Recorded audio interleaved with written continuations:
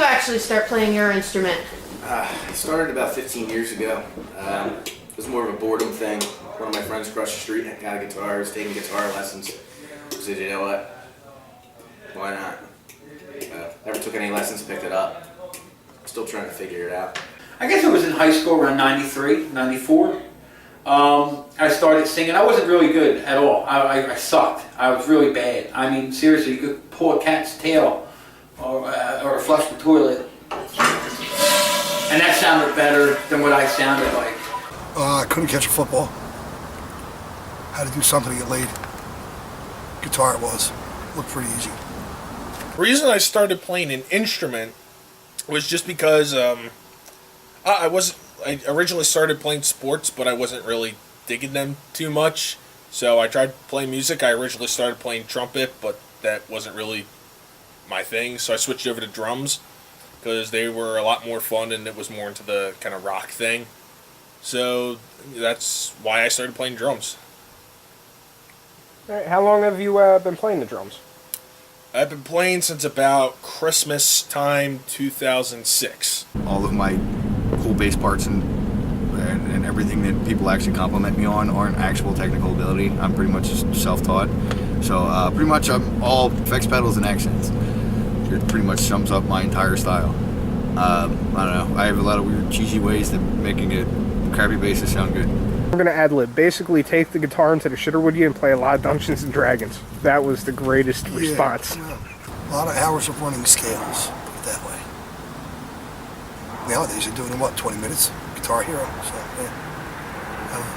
So, I can't play Guitar Hero. I suck. I do. I'm horrible at it. Sideways Simon. My basic influences of starting to play, all my musical influences, well, the top 5 anyway, would be Fieldy, Justin Chancellor,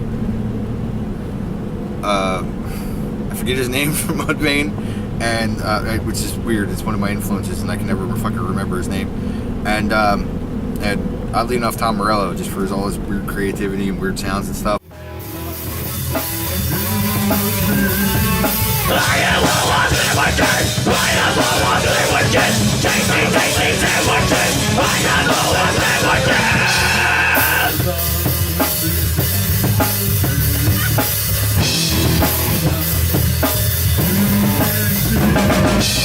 love baby roots, chocolate Hershey's. I love baby roots, chocolate Hershey's.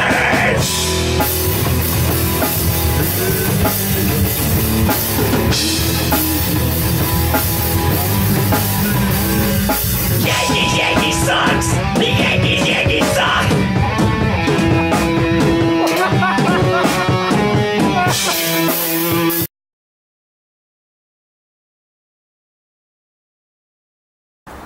In the past, it was Brad or I would come in with a riff, kind of throw it at the other guys. We build it from there. Now Dave is adding to that little mixture. He's been bringing a lot to the table as far as writing goes.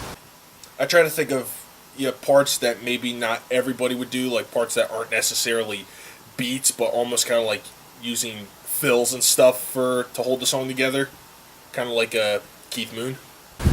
But like songs like Unwritten, Carpe Diem, they were all pretty much Brad and I, just with like guitar riffs in our head. And you come in and you start jamming them out a little bit, kind of grew from there. I write music, I don't do lyrics. I'm not a very poetic person at all. Basically, the shit that's in my head stays in my head for, future outbursts of rage. I write songs for things that I've experienced in my life. I don't write songs that aren't true. Because when you're singing to somebody or a crowd, you're singing to that person and you're trying to tell them a story. And if you write something that's not true, then they don't have no way to connect with your story. Matt will usually come in and play with arrangements a little bit. I'll tell you what, sometimes I kind of think it won't work, but you got to let him go with it. Give him what he's asking for. It worked out real well with Unwritten, particularly because he had us rearrange shit, and I thought he was like out of his fucking head, and ultimately it worked out real well. I'm usually the one that comes up with the shit that's catchy, so you can blame me if we sell out. It's all my fault.